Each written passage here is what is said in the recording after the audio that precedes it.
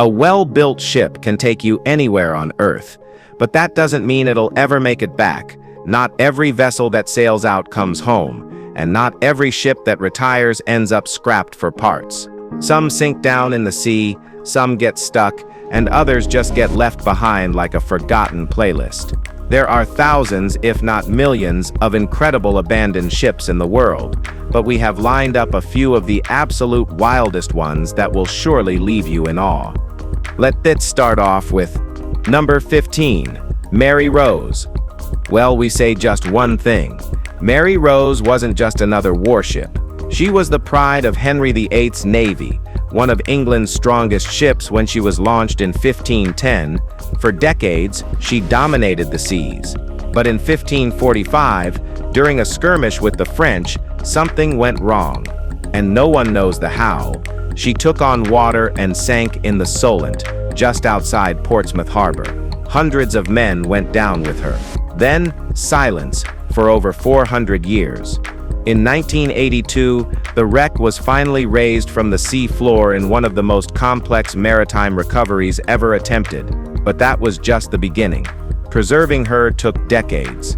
Crews sprayed her non-stop with water and wax, slowing decay while engineers built an entire museum around her. She's dry now, stable, solid, and still drawing visitors. Around her, thousands of artifacts tell the story of Tudor's life at sea. The ship shouldn't even exist anymore, but it does, against every odd. The Mary Rose survived time, neglect, and the sea. That alone makes her irreplaceable. Number 14. Ulam shipwreck. Shipwrecks hit different when they're not underwater. Most sit quietly under the surface, faded, corroded, and hidden from view. But the ones that breach the waves, they leave a mark. Rusted steel, twisted frames, and jagged silhouettes remind you that even giants collapse. The Ulam is one of those wrecks. The name means desire in Turkish, and that irony isn't lost on anyone who sees it. This Turkish tanker ran aground just off the Black Sea coast, at the edge of Batumi, Georgia's main port city. Nobody's moved it. The ship cracked through the center. The midsection sank, but both ends remained above water, pointing skyward like busted wings. It didn't become a landmark by design, but it happened anyway. Local kids use it as a diving platform. Tourists wander over for photos. It's not fenced off, protected, or polished up. It's just there, wrecked, weathered, and oddly photogenic. The Ulam wasn't supposed to stay, but Batumi let it become part of the view. And sadly, as of now, 2025, it is permanently closed. This entry remains in the atlas as a record of its history, but it is no longer accessible to visitors. Number 13. Cape Charles Concrete Fleet. Concrete probably isn't the first thing that comes to mind when you think of shipbuilding, but during and after World War II, material shortages forced engineers to get a bit creative.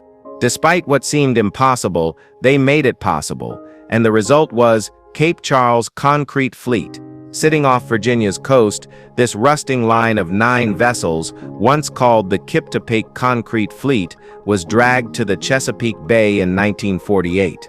All were already obsolete or damaged beyond repair, so the Navy scuttled them deliberately. Their hulls were cracked open and left to sink, creating a breakwater for the nearby ferry terminal. It worked for a while. Today, the structures are so decayed you could sail a small boat straight through some of them. They've become a strange tourist attraction, although local officials warn people to stay back. With their concrete crumbling and holes growing wider by the year, they're one storm away from collapse. Once meant to serve one last purpose, they now just haunt the waters they were meant to protect. Number 12. MV Panagotus. Well, we don't know what anyone else say about this beauty, but Panagotus isn't just any old shipwreck. It's the centerpiece of Navajo Beach, better known as Shipwreck Bay. And despite being one of the most photographed spots in Greece, the ship's story is mostly a blur. It started life as the MV St. Bedan, built in Scotland in the 1930s. After decades as a merchant coaster, it changed hands in the 1970s and eventually became the Panagotus under Greek ownership. In October 1980, locals found it abandoned on the beach, half buried in sand. The most popular theory: it was hauling contraband cigarettes between Turkey and Italy when the Greek Navy got too close. Cornered, the crew jumped ship and ran for it. The Navy never caught them. Nobody officially confirmed the smuggling story, but they've never denied it either. Whatever the truth, the wreck has stayed put for over 40 years, sinking deeper into the sand each year. It wasn't built to be a monument, but that's what it is now, one big rusty mystery sitting under the sun. Number 11. Garthar BA-64. Garthar BA-64 isn't just some old ship. She's Iceland's boldest and oldest steel vessel, launched in 1912, the same year as the Titanic. Except she didn't sink like the unsinkable. She fought ice, wind, and war for nearly 70 years. Built as Globe IV, a state-of-the-art whaling ship, she rammed through Arctic ice with her reinforced hull and steamed through calm seas when wind died. When commercial whaling started getting squeezed, she switched over to fishing herring. That was in 1963. She was 51 years old and still working. By 1981, time caught up. No longer seaworthy, they ran her aground in Skapadalur Valley. She's still sitting there, beached, corroded, bones showing through weather-punched steel. No museum plaque and no restoration crew, just wind, rust, and silence. She outlived her era, her purpose, and everyone who sailed her. If ships have souls, this one's watching the ocean from afar, stripped of glory but refusing to vanish. You want history? It's right there, bleeding iron into Iceland's shoreline. Number D's. SS Palo Alto. The SS Palo Alto looks like a decaying slab of concrete jutting out of Monterey Bay, but this strange wreck was once a bold experiment. Launched in 1919, she was a product of her time. Steel was scarce after World War I, so engineers gave concrete a shot, and surprisingly, it worked. The ship floated and moved just fine, but no one really wanted a concrete tanker. After a decade of sitting unused, she was bought in 1929 and turned into a floating amusement park. The upper deck was fitted with arcades, a dance hall, and even a casino. People came aboard for laughs and loud music until the Great Depression hit. With no money left for entertainment, the ship was abandoned once again. Now she's a crumbling ruin. Waves crash through her broken frame, concrete peels away, and the entire structure is slowly falling into the sea. No parties, no engines, and no second chances, just concrete bones dissolving into the Pacific. Number 9. SS City of Adelaide. The SS City of Adelaide ran aground in 1866 off the coast of Magilligan Point, Northern Ireland. She'd been carrying cargo from Glasgow to New York, but sadly to say that she never made it out of Irish waters. A sudden storm smashed her into the rocks, and though the crew survived, the ship was a total loss. The wreck was never salvaged or scrapped, it just stayed put. Over time, the wooden frame decayed, but parts of the hull remained visible along the beach. In the right light, it looks like the bones of some sea creature left to bleach in the sun. Locals still walk past it every day, but very few stop to look twice.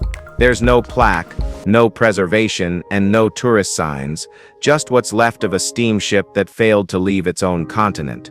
A few bolts and timbers still poke through the sand, especially at low tide. They're slowly being reclaimed by wind and water, fading back into the landscape like the ship never existed in the first place. Number 8. USS Sackum. What do a luxury yacht, a warship, a tourist ferry, and a Madonna music video have in common? The USS Sackum, launched in 1902 as the Celt, she cruised in high style before getting drafted into World War I. She came back, went fishing, got redrafted for World War II, and picked up a new name every few years: Fenate, Captain Martin, Sightseer, Circle Line V. At some point, the glamour ran dry. She was converted, stripped, repainted, passed around, and eventually dumped in a quiet creek just over the Kentucky border. That's where she's been for decades, rotting in the weeds with her hull split and her deck sagging. Nobody knows who owns her, nobody's fixing her. But if you look close, you can still trace the outlines of her past. This isn't just an abandoned boat, it's a timeline. She's done war, tourism, pop culture, and now, nothing. Just another lost thing, sinking in slow motion. What do you think about her? Number 7. SS Thistlorn. SS Thistlorn was never supposed to be famous. She was just another British supply ship moving equipment through the Red Sea in 1941. Until German bombers found her. One hit to the ammo hold and she exploded, ripped in half, cargo and all, then dropped like a rock. What's wild? The cargo is still down there. Motorbikes, rifles, train engines, aircraft parts, still packed, still recognizable, still intact. It's not a shipwreck. It's a frozen warehouse. When photographer Tobias Friedrich dove at the site in 2018, his shot from inside the cargo bay won Underwater Photo of the Year. And yeah, the photo's unreal. But so is the reality. You've got war gear lined up like it's ready for shipping, only everything's coated in coral and silence. This wasn't just a boat, it was $1 million supply run that got erased in seconds. Today divers call it a dream site, but beneath the calm water, it's still a war grave, with metal bones and stories no one's rewriting. Number 6. Malows Bay Ghost Fleet. Just off the Potomac River in Maryland, nearly 230 ships are stuck in place, rotting, half sunk, and covered in moss and birds. This is Malows Bay, home to the largest ship graveyard in the Western Hemisphere. Most of these vessels were built fast and cheap during World War I. But the war ended before they were needed, so they sat. Plans to scrap the fleet surfaced in the 1960s, driven by fears the wood would decay and pollute the river. But studies showed the opposite. These wrecks had become habitats, not hazards. Removing them now would kill off the thriving ecosystems that grew inside their hollow frames. No one sails these ships. No one maintains them. But they still serve a purpose. Nature found a way to take them back without asking permission. Today, the area is protected and the fleet remains untouched. They were built for war, then forgotten. Now they sit in the mud, crumbling slow, giving something back without ever lifting anchor. Number 5. Moynock. It's not a shit, but a graveyard. What's left of Moynock doesn't make sense unless you know the story. 50 years ago, it was a thriving port on the Aral Sea, packed with fishermen and processing factories. Today, rusting boats sit stranded in the desert, dozens of miles from any water. The sea vanished, or at least 90% of it did, thanks to massive Soviet irrigation projects that diverted rivers feeding into the lake. As the waterline retreated, Moynock had nothing left to offer. Fishing collapsed. Jobs disappeared. People packed up and left in waves throughout the 1970s. Now it's a ghost town. The few residents who remain have watched oil and gas companies move in, drilling the dried seabed for whatever's left underground. Some call it progress. Others call it a second death.